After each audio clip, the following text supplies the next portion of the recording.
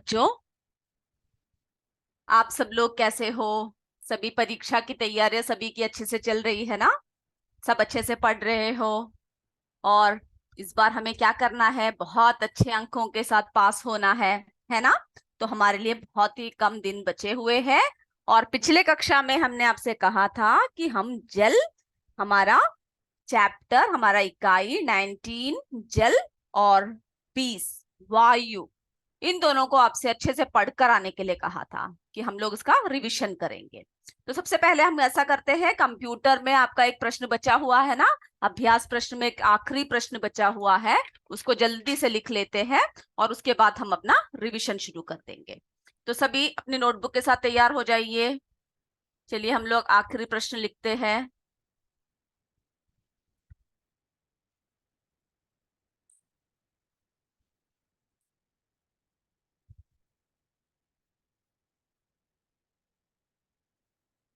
चलिए, हमने रैम एवं रोम का पूरा नाम लिख लिया था। अब आप अगला प्रश्न लिखिए, सीपीयू का कार्य बताइए। जल्दी से लिखिए, सीपीयू का कार्य बताइए।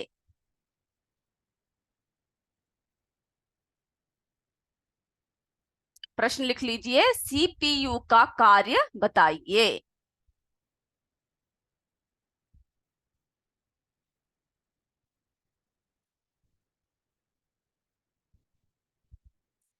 चलिए उत्तर शुरू कर देते हैं। सीपीयू के बारे में आप पहले भी पढ़ चुके हो, तो हम देखते हैं सीपीयू के कार्य क्या क्या है। सबसे पहले लिखिए, सीपीयू,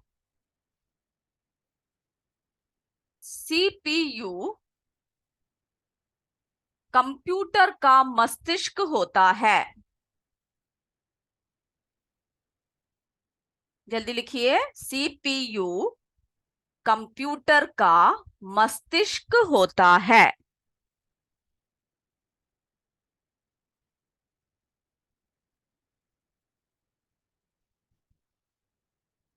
लिख लिया?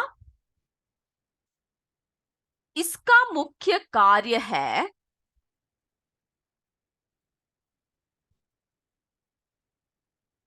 इसका मुख्य कार्य है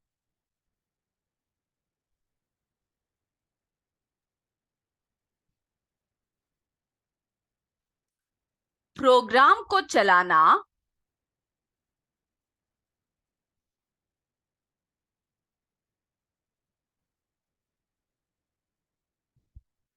प्रोग्राम को चलाना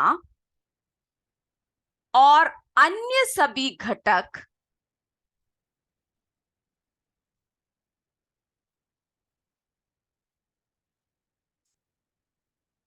और अन्य सभी, अन्य सभी घटक जैसे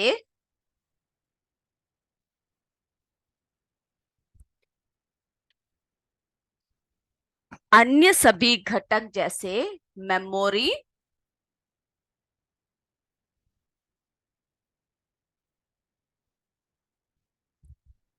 मेमोरी, कीबोर्ड,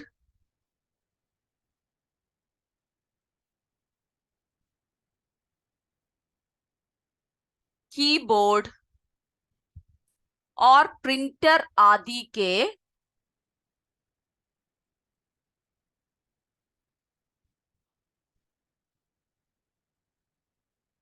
और प्रिंटर आदि के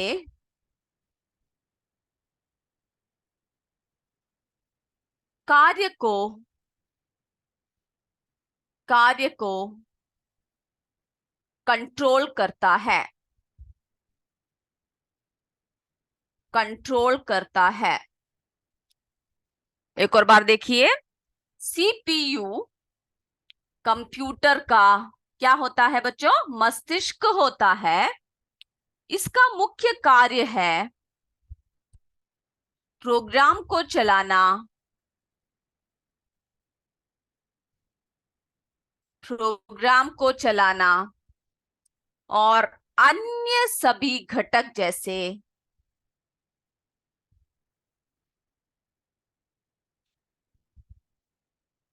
और अन्य सभी घटक जैसे मेमोरी, कीबोर्ड और प्रिंटर आदि के कार्य को कंट्रोल, आप ये भी लिख सकते हो कंट्रोल करता है या फिर कंट्रोल करना भी लिख सकते हो, ठीक है। अब इसको क्या कीजिएगा, समझ लीजिएगा, उसके बाद आप अपने ही इसमें इसको लिख सकते हो। चलिए यहां तक हो गया, किसी का नहीं हुआ तो हैंड रेस कर सकते हैं, ठीक है। अगला देखिए, कंप्यूटर की यह यूनिट, कंप्यूटर की यह यूनिट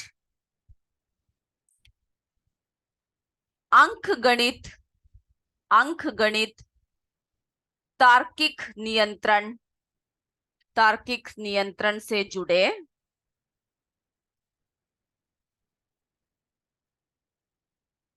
तार्किक नियंत्रण से जुड़े कार्य, कार्य, इनपुट कार्य, आउटपुट कार्य,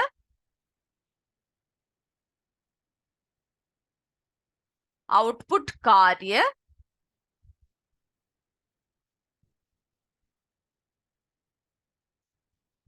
को संपन्न करती है, को संपन्न करती है।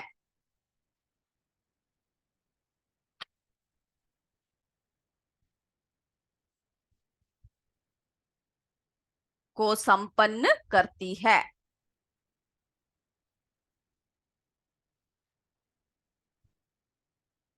हो गया। जल्दी जल्दी लिखिए। कंप्यूटर का यह यूनिट अंकगणित, तार्किक नियंत्रण से जुड़े कार्य, इनपुट कार्य, आउटपुट कार्य को संपन्न करती है।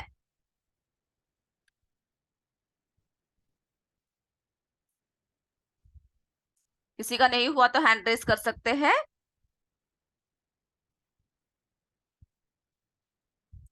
तो हम आपको फिर से दिखाएंगे। इसको, इसको प्रोसेसर के रूप में भी, प्रोसेसर के रूप में भी जाना जाता है, प्रोसेसर के रूप में भी जाना जाता है। बच्चों ये जो सीपीयू का कार्य है, ये जो आपकी पेज नंबर 190, इसमें उसका उत्तर दे रखा है। अगर कुछ भी छूट जाता है तो आप उसमें से दोबारा उसको लिख सकते हो, ठीक है। उसमें उसके कार्य को अच्छे से बता रखा है। तो इसको प्रोसेसर के रूप में भी जाना जाता है, प्रोसेसर के रूप में भी जाना जाता है। सीपीयू को, सीपीयू को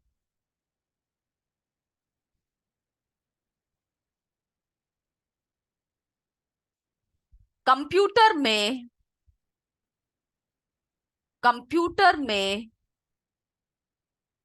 कहां पर लगाया जाता है, इसको मदरबोर्ड पे लगाया जाता है। आप पढ़ चुके हो ना, सीपीयू को कंप्यूटर में मदरबोर्ड पर लगाया जाता है, जिसके माध्यम से, जिसके माध्यम से कंप्यूटर के अन्य घटक, कंप्यूटर के अन्य घटक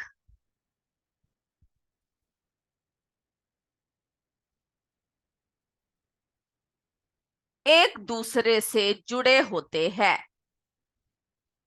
कंप्यूटर के अन्य घटक एक दूसरे से जुड़े होते हैं। जल्दी से लिखिए, फिर हम आपको एक और बार इसका उत्तर दिखाएंगे, फिर हम लोग अपने रिवीजन की तरफ चलेंगे।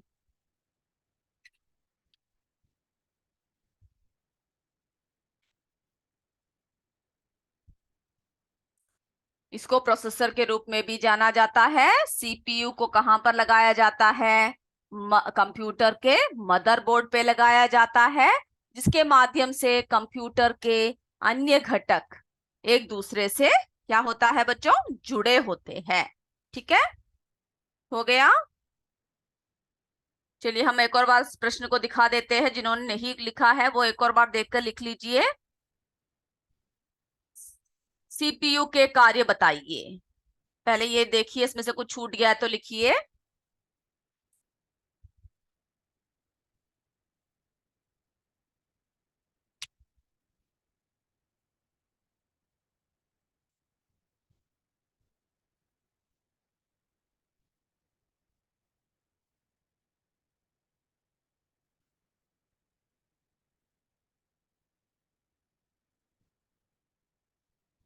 चलिए लिख लिया ना। अब अगला पैराग्राफ देखिए।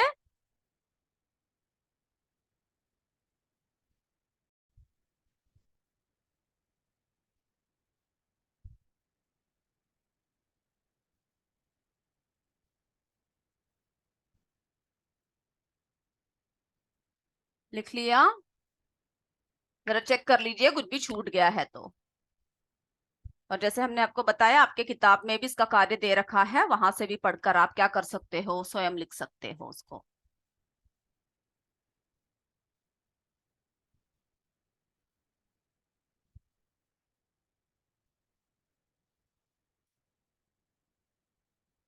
जरा चेक कर लीजिए कुछ छूट गया है तो।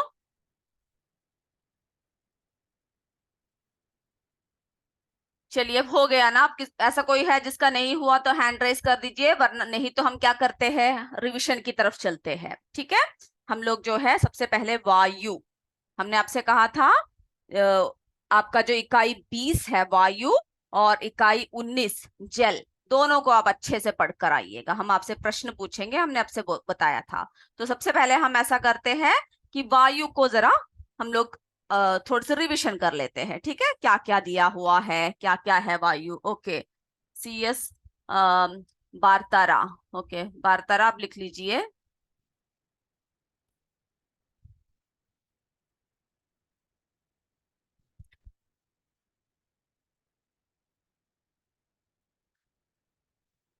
और हो जाने पर जरा थंब का निशान दे दीजिए, थंब का आइकन दे दीजिए, ताकि हम आगे बढ़े। ठीक है,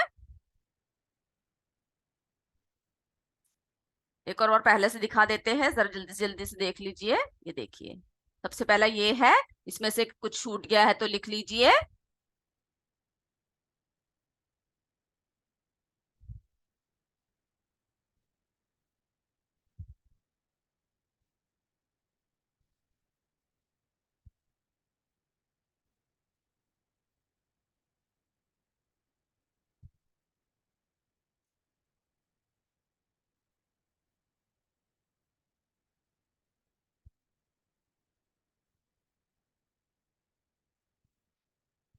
ओके गुड, हो गया है ना। ठीक है, तो फिर हम लोग अब ऐसा करते हैं, हमारा जो इकाई 20 है वायु, वायु की तरफ हम चलते हैं।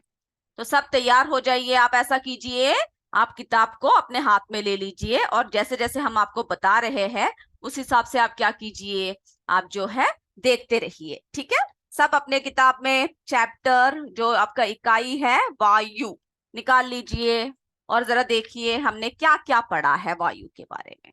ठीक है, आप क्या देखना है कि हमने वायु के बारे में हमने क्या क्या चर्चा किया है। तो आपको पता है ना, वायु, वायु के बिना क्या है, हम लोग नहीं रह सकते हैं, है ना बच्चों। तो हमारे आसपास हर तरफ क्या है, पृथ्वी चारों ओर से किससे घिरी हुई है बच्चों, वायु से घिरी है। और वायु का यह घेरा क्या कहलाता है, जो वायु से घिरा हुआ है, वायु का ये घेरा वायुमंडल कहलाता है ना।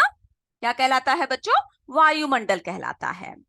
ध्यान से सुनिएगा, ठीक है, और आप जो है किताब को अपने साथ रखिएगा और सुनते भी रहिएगा। चलती हुई वायु क्या कहलाती है, जो चलती हुई वायु है, आप बोलते हो ना हवा आ रही है, तो चलती हुई वायु को हम क्या कहते हैं बच्चों, हवा कहते हैं।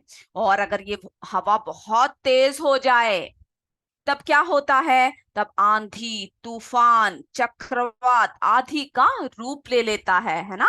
जब हवा बहुत तेज हो जाए, सारी चीजें उड़ने लगती है ना, और ये कई रूपों में क्या हो जाता है, वायु बदल जाता है।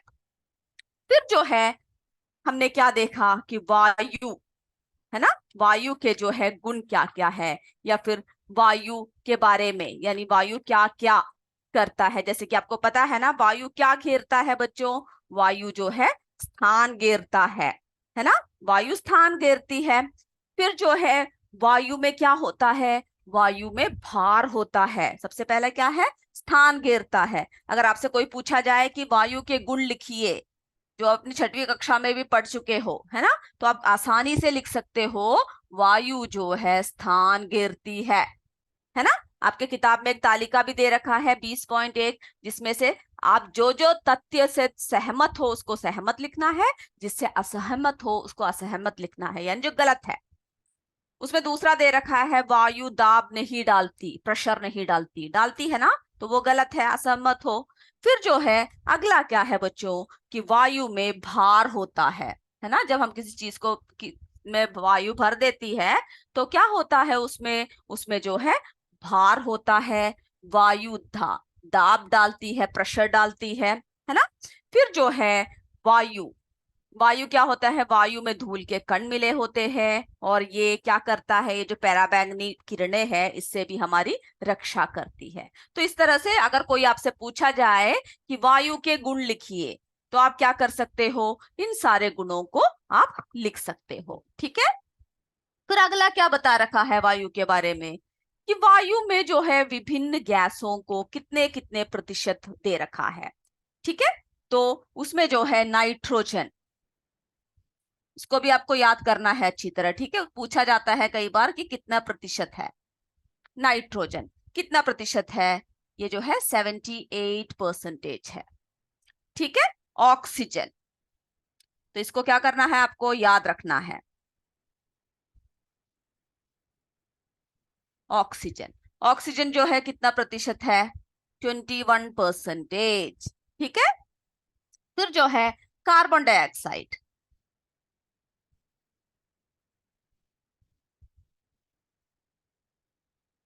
ये सारे आपके किताब में दे रखा है, अभी आप क्या कीजिए, सिर्फ सुन लीजिए। ठीक है। तो वायु में जो है कितने कितने प्रतिशत है,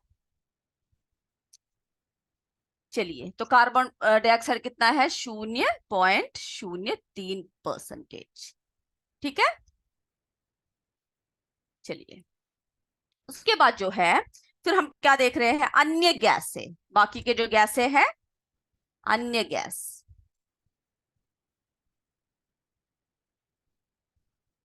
0.97%। ठीक है। तो इतने परसेंटेज क्या है, वायु में जो है मिश्रण है, यानी जो विभिन्न प्रकार के जो है गैसों का मिश्रण है। तो आपको इसमें कितने कितने परसेंटेज है उसको आपको याद रखना है। आपके किताब में एक चित्र भी दे रखा है 20.2। ठीक है, उसको जरा आप अच्छे से बनाकर भी देख लीजिएगा। उसके बाद जो है वायु में जल वाष्प की उपस्थिति, उसके बारे में चर्चा कर रखा है, जिसमें आपने देखा कि जो है अगर हम एक ग्लास में क्या करते हैं, अगर शरबत या कुछ भी बना दो तो उसमें बर्फ के टुकड़े डाल दिया जाए, तो उसमें क्या होता है, बाहर में जल की बूंदें आ जाती है। आपने देखा है ना, जैसे कि आप आइस सब डालते हो ग्लास में, उसके बाद उस ग्लास को देखो तो बाहर की तरफ क्या होता है, एकदम गीला होता है, यानी जल की बूंदें दिखाई पड़ती है, जो आपकी चित्र 20.3 में दिखा रखा है। ठीक है, उस क्रिया को आप अच्छे से जरा पढ़ लीजिएगा। उसके बाद जो है फिर क्या देखा, स्थान एवं समय के साथ जलवाष्प की मात्रा में भी क्या होता है बच्चों, परिवर्तन होता है। ठीक है, स्थान के साथ और जो है समय के साथ क्या होता है, जल की वाष्प में भी हमें परिवर्तन दिखता है। ठीक है। तो स्थान और समय के परिवर्तन के साथ वायु में क्या होता है, जलवाष्प की जलवाष्प की क्या होता है बच्चों, उसकी जो मात्रा होती है ना, उसमें परिवर्तन होता है। ठीक है, जलवाष्प की मात्रा में परिवर्तन होता है। और फिर क्या है, वायु में जो है ठोस कणों की उपस्थिति होती है। ठीक है, ठोस कणों की उपस्थिति, यानी वायु में धूल के कणों की उपस्थिति होती है, जैसे कि अगर आप देखोगे, अगर आपने कोई कमरा, बंद कमरे को अचानक आप खोल देते हो, खिड़कियां खोल देते हो, तो आप क्या देखते हो? छोटे छोटे चमकते हुए कुछ चीज ऐसे जा रही है ना, खिड़की की तरफ प्रकाश की तरह जा रही है, और उस प्रकाश में पूरे धूल के कण तैरते हुए दिखाई देते हैं, अत्यंत सूक्ष्म, है ना। यही सूक्ष्म कण क्या है? वायु में उपस्थित क्या है? ठोस कण, यानी धूल के कण है। ठीक है बच्चों, धूल के कण है। तो आप क्या कीजिएगा, इस इकाई को अच्छे से जरा पढ़ लीजिएगा, तो आपको सभी समझ में आ जाएगा। और उसके बाद जो है, वायु में क्या होते हैं? धुएं में जो है ठोस कणों की उपस्थिति होती है। जैसे कि पता है ना, अगर आप वायु में अगर कोई भी जैसे धुआं सब निकल जाए तो हमारे स्वास्थ्य के लिए क्या होता है?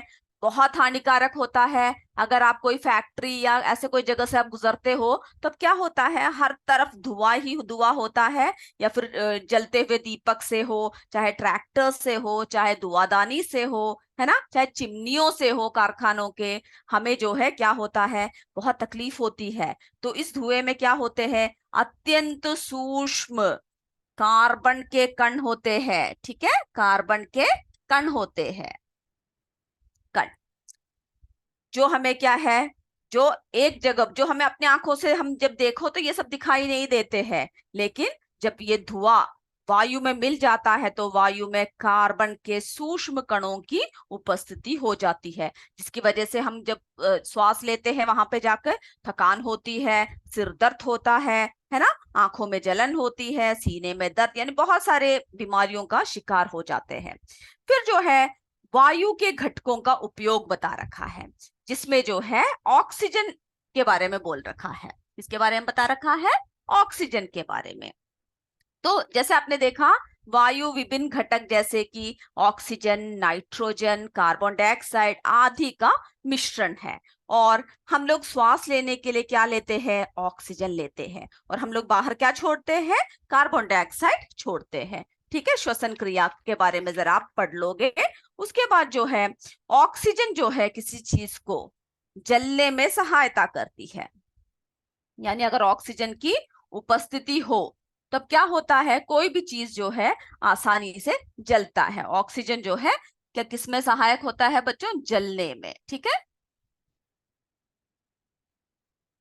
जैसे आपके छठवीं कक्षा में एक एक्सपेरिमेंट, एक परीक्षण दे रखा था कि एक छोटे डब्बे में क्या कर दिया, एक मोमबत्ती रख दिया, उसको जला दिया, फिर उससे बड़ा डब्बा ले लिया, फिर उससे बड़ा, तो सबसे आखिरी जो बड़ा वाला जो बॉक्स होगा उसमें मोमबत्ती सबसे आखिर में बुझेगा। क्यों? क्योंकि उसमें जो है ज्यादा वायु की उपस्थिति होती है, तो ऑक्सीजन की उपस्थिति होती है, तब क्या है? ऑक्सीजन जो है जलने में सहायक होता है। फिर जो है नाइट्रोजन, नाइट्रोजन, नाइट्रोजन जो है बच्चों, उसका प्रयोग हम लोग क्या बनाने के लिए करते हैं? उर्वरक बनाने के लिए, यानी खाद सब बनाने के लिए उसका इस्तेमाल करते हैं। ठीक है, जो है भूमि को उपजाऊ बनाने के लिए हम लोग जो है इसको इस्तेमाल करते हैं। तो क्या होता है? और तो इस तरह से आपको पता चला नाइट्रोजन, है ना, नाइट्रोजन के कुछ यौगिक भूमि के उपजाऊपन को क्या करता है बच्चों? बढ़ा देते हैं। ठीक है, तो नाइट्रोजन के बारे में आप पढ़ोगे। उसके बाद आप कार्बन डाइऑक्साइड के बारे में पढ़ोगे। कार्बन डाइऑक्साइड का प्रयोग आपको पता है ना, कौन करता है ज्यादा? उसका प्रयोग जो है प्रकाश संश्लेषण में पौधे इस्तेमाल करते हैं। ठीक है, आपने प्रकाश संश्लेषण सब पढ़ रखा होगा, उसको क्या कीजिएगा? एक और बार अच्छे से, ठीक है, अच्छे से पढ़ लीजिएगा। तो जो है कार्बन डाइऑक्साइड जो है प्रकाश संश्लेषण में क्या करते हैं? पेड़ पौधे अपने भोजन बनाने के लिए करते हैं, जिससे कि वो क्या बनाते हैं? अपना भोजन बनाते हैं और ऑक्सीजन का निर्माण करते हैं। और कार्बन डाइऑक्साइड गैस जो है वो आग को बुझाने में भी क्या करता है? सहायक होता है। ठीक है, फिर आप क्या पढ़ोगे? फिर जो है अग्निशामक यंत्र में भी किसका प्रयोग किया जाता है, उसके बारे में आप पढ़ोगे। ठीक है, जो कैसा कक्ष होता है, किस तरह से उसकी क्या क्या प्रक्रियाएं हैं, वो जरा आप पढ़कर आओगे। फिर जो है वायु प्रदूषण, अगला क्या है? वायु प्रदूषण। ठीक है, वायु प्रदूषण दे रखा है कि अगर वातावरण में किसकी मात्रा अधिक हो जाए, धुएं की मात्रा अगर अधिक हो जाती है तो वातावरण क्या होता है बच्चों? काफी प्रदूषित हो जाता है ना। कैसा हो जाता है? काफी प्रदूषित हो जाता है। फिर जो है आप क्या करोगे, आपके इसमें एक तालिका दे रखा है 20.2, जिसमें स्थान दे रखा है बाग बगीचा, भीड़ भाड़ वाली सड़क, फिर जो है आवासीय क्षेत्र, औद्योगिक क्षेत्र, और वहां पर पूछ रखा है शुद्ध वायु होता है या अशुद्ध वायु। उस तालिका को भी जरा आप देखोगे। फिर प्रदूषक के कारक कौन कौन से हैं, प्रदूषक के जो कारक है। हमारे पास समय की कमी है, इसीलिए हम लोग क्या है थोड़ी जल्दी कर रहे हैं, और आप लोग जो है उसको अच्छे से देखकर, क्योंकि आपने ये सब पढ़ रखा है, हम लोग जरा चर्चा ही कर रहे हैं। फिर जो है आप क्या करोगे, वायु में प्रदूषक के कारक, उसको जरा अच्छे से याद करना, ठीक है। प्रदूषण, वायु में जो है प्रदूषण के कारक, इसको आप पढ़ कर आओगे, ठीक है। ये सब पूछे जाते हैं कि जो है कार्बन मोनोऑक्साइड है, ओजोन, फिर जो है नाइट्रोजन के ऑक्साइड, क्लोरोफ्लोरोकार्बन, सल्फर डाइऑक्साइड, ये सब है, ठीक है। और जो है ईंधन के जलने से कार्बन डाइऑक्साइड की मात्रा का बढ़ना किस तरह से बढ़ता है, और उद्योग में सल्फर डाइऑक्साइड एवं हाइड्रोजन सल्फेट की मात्रा का बढ़ना। तो जो है जो जो नुकसान है वो क्या सब क्या करोगे आप पढ़कर आओगे। और जो तालिका 20.3 है उसको भी क्या करना है, जरा अच्छे से देखना है, जिसमें क्या कर रखा है, स्रोत बता रखा है, जरा देखिए सभी। 20.3, वाहनों का धुआं, काष्ठ, कोयला, तेल, है ना। फिर वायुमंडल में मिलने वाले पदार्थ कौन से हैं, उससे प्रभाव क्या होता है, उस तालिका को क्या करना है, आप जरा अच्छे से देख कर आओगे, अच्छे से पढ़ कर आओगे, ठीक है। और उसके बाद जो है ग्रीन हाउस प्रभाव, ठीक है, ग्रीन हाउस इफेक्ट, उसको भी क्या करना है, किस तरह से ग्रीन हाउस प्रभाव या हरित गृह प्रभाव पृथ्वी पर पड़ने वाली गर्मी का एक कारक कहा जाता है ना। इससे क्या होता है, वायुमंडल में कार्बन डाइऑक्साइड जैसे गैसों की वृद्धि होती है, तो उसके बारे में भी आप क्या करोगे, पढ़ कर आओगे। उसके बाद जो है उसमें अम्ल वर्षा के बारे में बता रखा है, ठीक है, वो भी जरा देख कर आओगे। तो हम अभी ऐसा करते हैं बच्चों, अभी हम लोग जो है थोड़े से प्रश्न उत्तर की तरफ चलते हैं, यानी आपसे वायु के बारे में ही अभी हमने चर्चा किया है। अगली कक्षा में हम लोग क्या करेंगे, वायु, और जो हमने आपको बता रखा था, कौन सा चैप्टर बता रखा था हमने आपको, कि वायु के बारे में पढ़कर आना है, और जो है जल, जल के बारे में हम अपनी अगली कक्षा में चर्चा करेंगे। अभी हम क्या करते हैं, आपसे थोड़े से प्रश्न पूछते हैं, आप जल्दी जल्दी तैयार हो जाइए, ठीक है, प्रश्नों के लिए जल्दी से तैयार हो जाइए।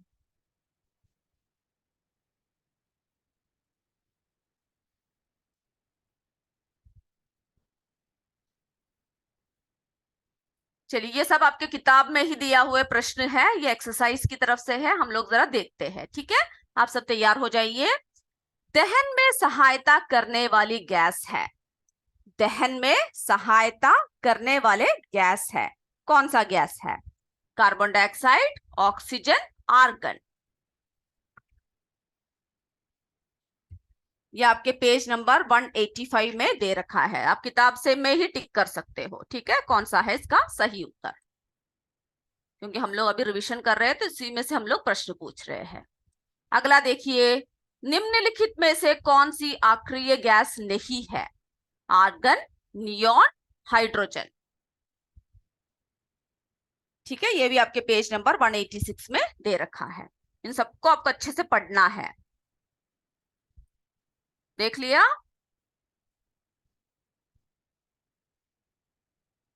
चलिए, अग्निशामक यंत्र में से कौन सी गैस निकलती है, हीलियम, कार्बन डाइऑक्साइड, ऑक्सीजन।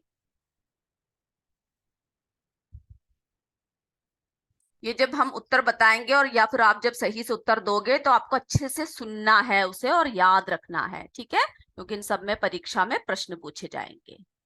चौथा देखिए, सामान्यतः वायु के किस घटक की मात्रा परिवर्तनीय है, सामान्यतः वायु में वायु के किस घटक की मात्रा परिवर्तनीय है, ए जलवाष्प, B carbon dioxide, C nitrogen.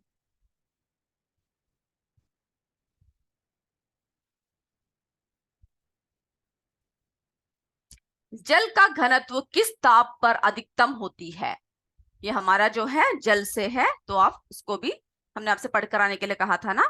जल का घनत्व किस ताप पर अधिकतम होती है, 0 degree Celsius, 4 degree Celsius, -4 degree Celsius.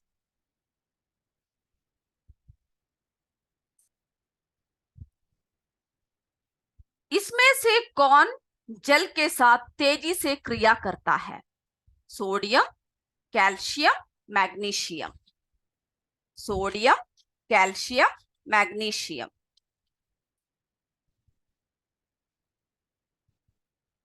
ये जो है आपका पेज नंबर 174 में दिया हुआ है, ठीक है, वो एक्सरसाइज है।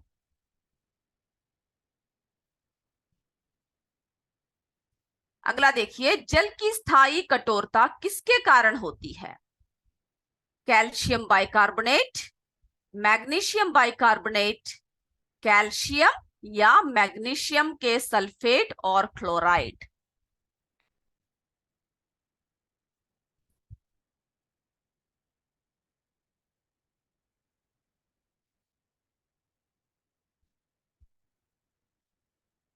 अब देखिए, दो प्रश्न हमने आपसे ऐसे ही पूछ रखा है, इसमें से कौन सा कथन गलत है? वायु स्थान घेरती है, वायु कई गैसों का मिश्रण है, वायु में भार नहीं होता है, कौन सा गलत है?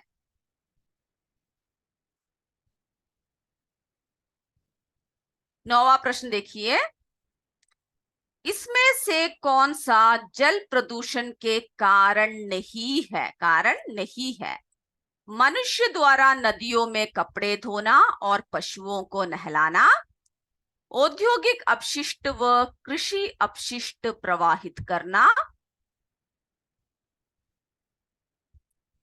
अगला क्या है? नित्य उपयोग के लिए जल नदियों से, यानी नदियों से पानी लेना। नित्य उपयोग के लिए जो है हम लोग क्या कर रहे हैं? नदियों से पानी लेना। इसमें से कौन सा जो है प्रदूषण के कारण नहीं है?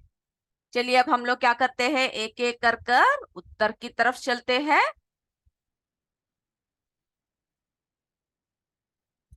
Shrinath ji please unmute them. पहला प्रश्न, दहन में सहायता करने वाली गैस। बोलिए कौन सा है बच्चों? ऑक्सीजन। ऑक्सीजन, बिल्कुल सही बोला, ऑक्सीजन। अब अगला देखते हैं, निम्नलिखित में से कौन सा अक्रिय गैस नहीं है?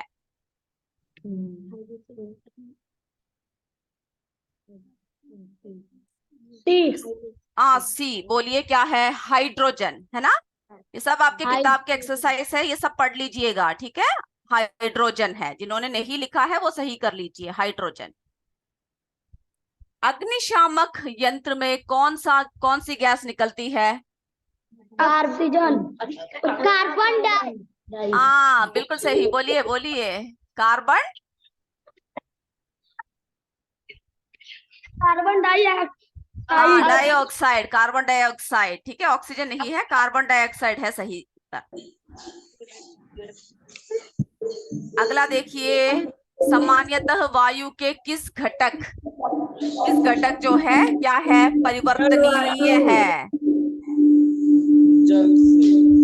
कौन सा परिवर्तनीय है? बिल्कुल सही बोल रहे हो, बोलिए। जलवायु। जलवाष्प है बच्चों, जलवाष्प, ठीक है, जलवाष्प। अगला देखिए, जल का घनत्व किस ताप पर अधिकतम होती है? 4 डिग्री सेल्सियस, ठीक है, बिल्कुल सही बोल रहे हो अंकित। इसमें से कौन सा जल के साथ तेजी से क्रिया करता है? हाँ सही सही बोल रहे हो, हाँ ए है ना, सोडियम, बिल्कुल सही जवाब दिया। आपने अच्छे से पढ़ रखा है सभी ने। जल की स्थायी कठोरता किसके कारण होती है? बोलो। सी, बिल्कुल सही, बिल्कुल सही। कैल्शियम या मैग्नीशियम के सल्फेट और क्लोराइड। जिनको नहीं आता है अच्छे से पढ़ लीजिएगा। इसमें कौन सा कथन गलत है? सी, बिल्कुल सही। वायु में क्या होता है? भार होता है ना। अगला देखिए, इसमें से कौन सा जल प्रदूषण के कारण नहीं है? सी, बिल्कुल सही बोला। इसमें से जो है ये सी है उसका सही उत्तर। तो बच्चों आपने बिल्कुल सही उत्तर दिए। Shrinath ji please mute them. आपने बिल्कुल, अगली बार जो है हम लोग जल के बारे में आप एक और बार अच्छे से पढ़कर आओगे, और जो है आपका जो 18th चैप्टर है स्थिर विद्युत, उसको भी आप पढ़कर आओगे। उसके बारे में हम लोग अगली कक्षा में रिवीजन करेंगे। तो समय बहुत हो चुका है, अब हम अपनी कक्षा यहीं पे समाप्त करते हैं। जय विद्या शक्ति, जय हिंद, जय भारत। धन्यवाद मेरे बच्चों।